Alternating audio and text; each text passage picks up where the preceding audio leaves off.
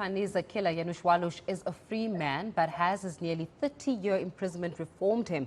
This is one of the questions from former SACP Central Committee member Ronnie Kasrils. He says the nation deserves to know if Hani's killer is a changed man. The former chief of staff of the ANC's armed wing, uMkhonto Sizwe, was gunned down outside his Boksburg home in 1993. Now, Hani's former bodyguard has described the outspoken and defiant SACP leader as someone who could have played an instrumental role in South Africa's democracy. ENC's Ronnie Kasrils has got those details. Such a humble character, Comrade Chris. You know, he knew every soldier by name and by combat name, you know. He was friendly. I used to sleep with him in the same bed. When we visited homes in Tanzania, he never went and slept in hotels.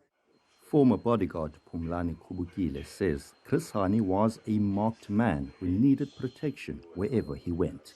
I'll be coming at a later flight. When I arrived in East London later, it was called Ben Schoeman Airport that time. When Comrade Chris landed, he spotted Askaris. Askaris are those who are working for us, MK, but defected to work for the enemy, that is the South African regime. Kubukile had vast military experience, having received a basic commander's course in Angola and East Germany in 1983. He also served in uMkhonto with Sizwe before being assigned as Hani's bodyguard shortly after Hani returned from exile. He says at the time of the struggle hero's death, he was no longer guarding him, something he regrets. Those comrades who were guarding Comrade Chris at the time, you know, those comrades were volunteering.